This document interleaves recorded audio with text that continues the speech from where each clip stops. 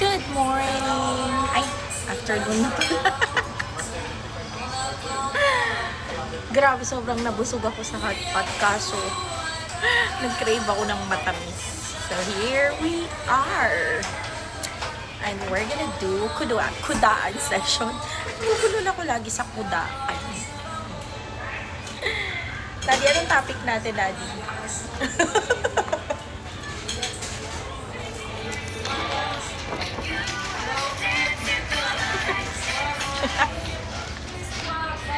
Yung pagti-TikTok natin, ay nagti-TikTok ko lang pala kasi sabi mo sasamahan mo ako Opalite pero hindi naman pala. Hindi ko alam yung steps eh. Hey! Huwag mong i-capture yung ibang tao. Ganyan lang. Kaya hindi na ako mag-edit. Huwag mong i-capture yung ibang tao. Tumulog eh. Ang kulit. Kunin mo yung ano. Kaya hindi na ako mag-edit. Eh, kaya ayoko rin na-capture yung ibang tao. Lagyan mo dyan eh.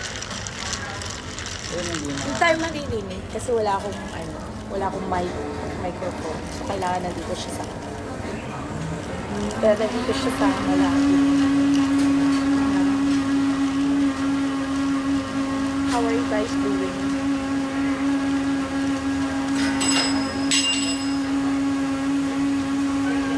Wait lang. Ayan, wala na yung ingay. Kaso may background music pala. Tapos na-copyright tayo. Ayan, pait. Wait. Ito pala. Pait ng kape ko. Wala pa palang sugar.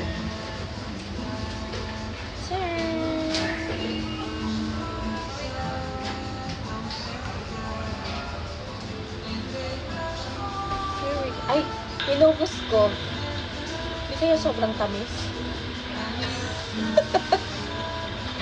Walang sa isip.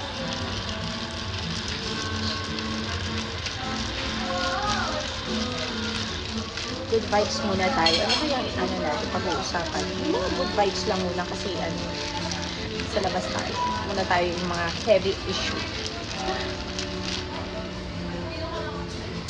Ayan. Okay, sakto na siya. Ito lang pala. This is so nice.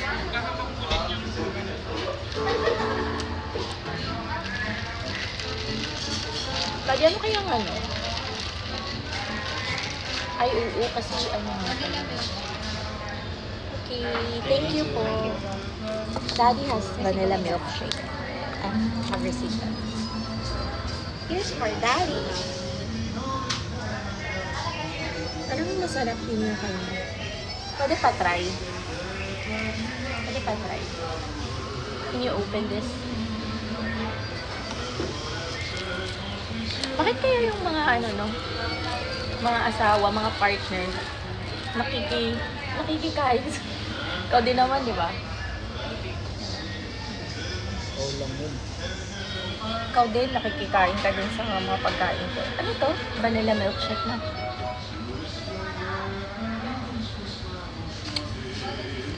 Lasang vanilla. Pero daddy, tignan mo na gano'n na siya. Wala. Nag-spill na siya. Kasalanan ko pa yan eh, no? Sobrang tamis. Sobrang tamis ng meron. Sarap. Mahilig si daddy sa matamis. Ako naman hindi. Tapos, yung mga junakis namin, hati. Yung panganay, nagmana sa akin yung taste buds. Hindi siya nakakatagal ng pagkain ng mga matatamis. Pero yung bunso, isa toddler, grabe. Sobrang magmatamis yun. Pag nakakita siya ng pag kunyari may dalawang set ng food, yung isa savory, tapos yung isa matamis, mas pipiliin niya yung matamis. Ganun. Sweet food. Sana sa akin na lang lahat nagmana. So, syempre, ang mga Pinoy, sakit ng mga Pinoy yan diabetes. Papa ko nga may diabetes. Pero mama ko wala. O siguro naman ako sa mama ko yung taste bud. Ano ba yan? Sorry. Daddy, can you get something na pwede ko? Kasi magkukudaan session na kami. Ng self ko. Magkukudaan session kami ng self ko. Right? Right? Myself? Me, myself, and I. Yes, me, myself, and I. That's Danish apple crumble. Yes. We also have Danish apple crumble. Sarap. Does it, ano, cinnamony. Cinnamony. Mahilig ako doon sa ano, cinnamon. Hindi naman, ano yun eh. Can I have? Can I have? Tawag Cut it in half piece. Tapos put, ano, isang slice ng ano, yan. Isang slice ng apple. And the cream, it has to have cream din. Kuha ka na lang sa knife. There. The cream. There. Oh.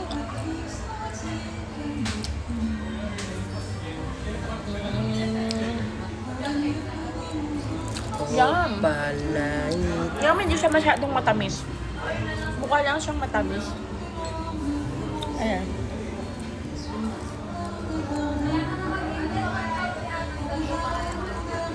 It has ano, a touch of zesty flavor. So I think it's a lemon zest. Vinegar. Balance yung ano niya. First time ko to kumain ng ganito dito sa French Baker. Sarap pala siya. Kasi naumay nga ako sa kinain namin ng lunch. Mas gusto ko ng ano, something na ano, matamis. Kasi nakita ko siya.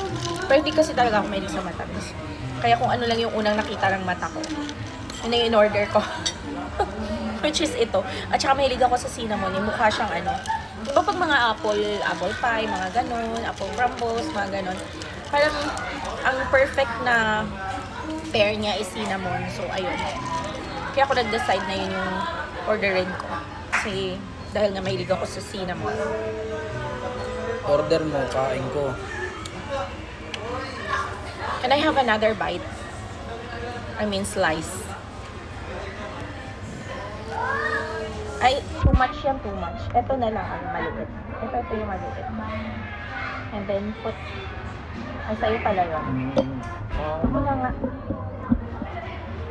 I don't want that. Sige, sa'yo na lang yan, Daddy. Ganito kasi ako. Dito ako magkain yun. Medyo ano ako. Hindi ko alam kung anong tawag doon. Ang tawag doon, OC. Perfectionist. So, this is how I eat my part. So, kunyari ganito. Ayan, ganyan siya, diba? So, I just get a little bit. Yan. Kasi, hindi ko na-enjoy pag sobrang laki yung food na ilalagay ko sa bibig ko.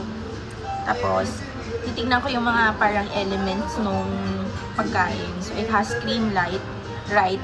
So, I get a little bit of cream and then it has apple. So, I'm gonna put a slice of apple kasi kapag ganyan yung ano, ganyan yung element ng isang pagkain, I feel like they are meant to be eaten ng sabay-sabay para ma-appreciate mo yung flavor. So, there. Meron na akong a little bit of the bread, or I think it's a croissant. And then, a little bit of the cream, and then a slice of apple. Yan. Arte match, parang Bea Boris. No. Bea Boris naman is konyo. I'm not naman konyo. There. Ayun pala yung kudaan natin. Hindi naman ako informed. Random lang talaga eh. Tapos yung mga ganitong mga matatamis, siguro mga ano, kaya isa lang din in order ko kasi siguro mga ano lang, mga 3 subo lang. Max na yung 5 subo sa akin. Tapos yun,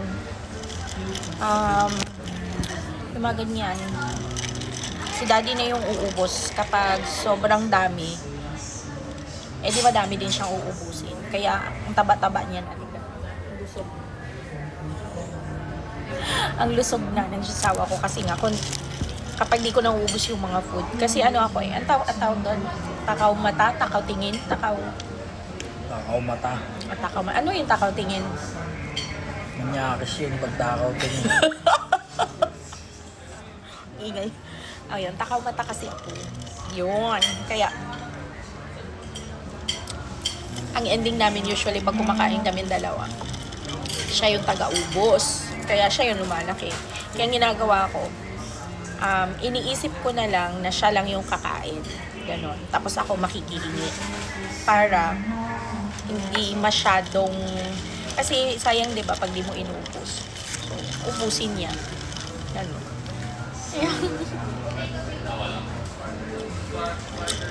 Ayan. Ay, inubos na ni daddy yung cream. So, is this going to be my piece na? Tingnan mo. Meron pa siyang tinira. Pero gusto ko half lang yung sa akin. So, i-half mo pa yan.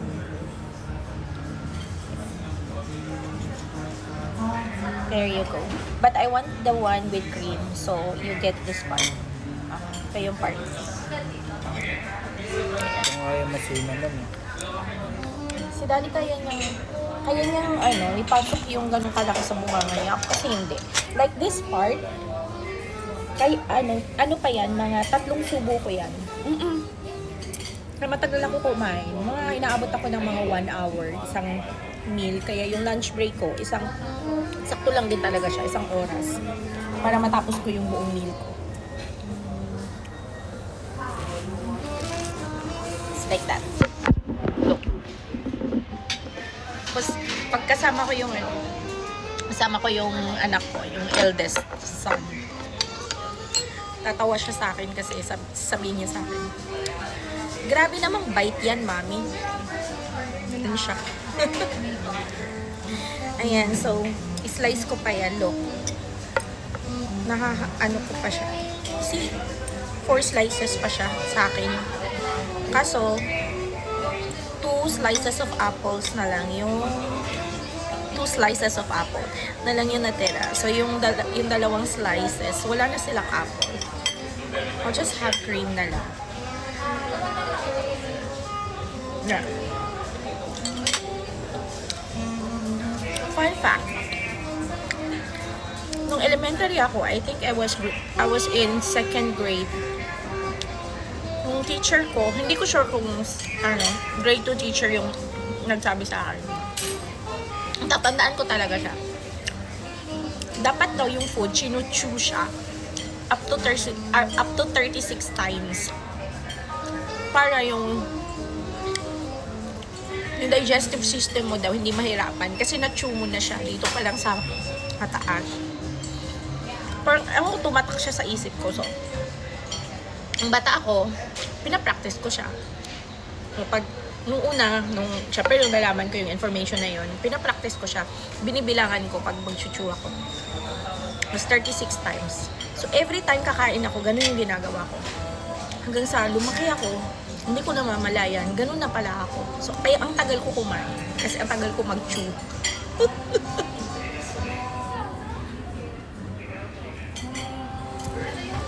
Tapos, hindi ganyan lang talaga siya pag nagkukwento ako. Parang wala siyang interest sa buhay ko.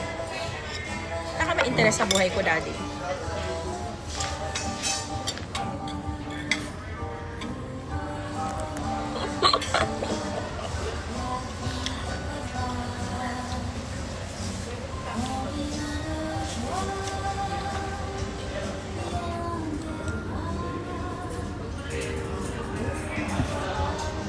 Tapos yung mga office mates ko,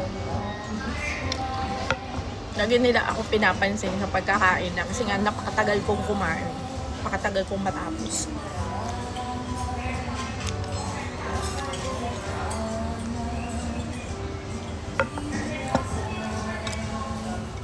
Ayun, you see, makita niyo yung kanina, sobrang liit niya na lang. Pero ang tagal ko pa rin siyang tapusin.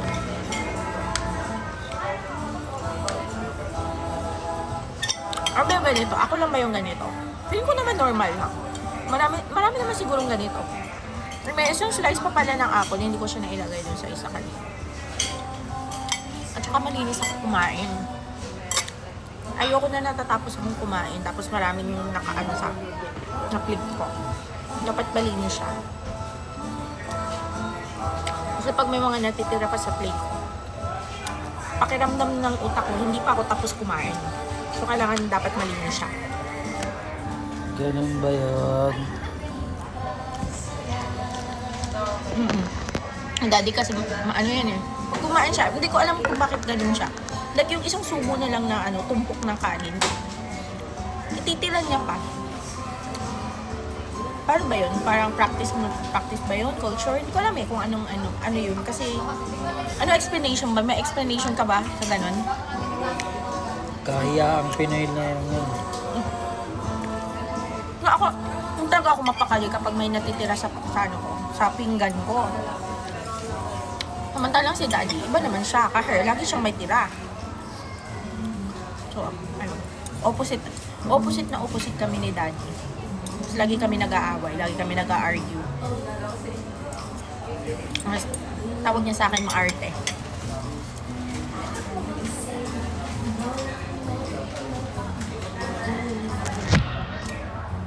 Tapos, ayan. Ngayon yung kaibahan namin ni daddy kasi tingnan mo yung glass niya. Sobrang messy. Parang kasalanan ko pa yung ginano na ng whipped cream yung baso ah. Kasi pag ganyan yung glass ko, ayan, ganyan. Hindi rin ako mapapakali niyan. Kung yan maiinom. As in, pupunasan ko yan para maging malinis.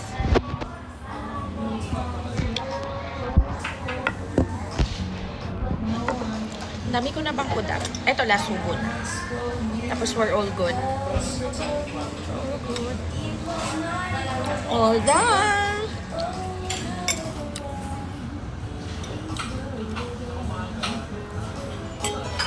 I'll show you how clean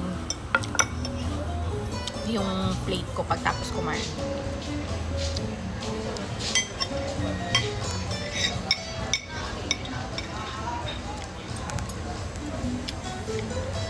Tapos sabi ni daddy, kasi nanood kami ng the delivery rider, di ba? Ano yun? Under Spectrum yung si Baron doon. Tapos ini-explain ko sa kanya na ganito kasi yung mga meron silang OCD, ganon. Pero naayos niya yung mga di ba? Bagay-bagay na nakikita niyang messy, ganon. Sabi niya sa akin, baka ako daw may baka may autism din daw ako. Sabi ko, OC lang. Hindi naman OCD. Yung OCD kasi na yun, obsessive, compulsive. Ano yun, D doon?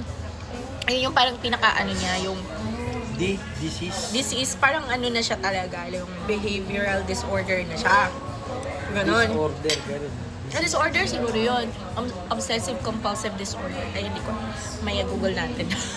Yun. Sabi ko hindi. Ano lang ako. Ayun, nababother lang ako pag kunyari pag may pinakain ako, tapos, may table ako, kunyari pag-work ako, tapos may drop of water, mga ganon. Kaya naman, napabayaan siya, pero, hindi ako makapag-focus. Ni-clean up ko siya. Sa pelikula na yun, pinakamaraming script din yung nasabi, puro Miro eh. Anyway, we're almost done. We're all done. I mean, hindi pa. May kape pa ako. Ubusin ko pa. Pero, I think yun lang muna. Share ko lang naman yung mga random thoughts ko. So, I think meron naman kayo meron naman kayo napulot na aral. Pulot na aral? Anong aral? Baka napulot na kaartehan. Hindi kaartihan yun. Kasi nga, di ba, feeling niya kasi ako lang yung ganito, nag-iisang ganito sa buong mundo. Feeling ko naman marami kami. Meron. Ano? Malala pa nga si Bea Boris sa'yo. O, diba? O, bakit nagagalit kasi? Huwag mo i-capture nga yung ibang tao para hindi na ako mag-edit. That's all for today's video. Bye-bye!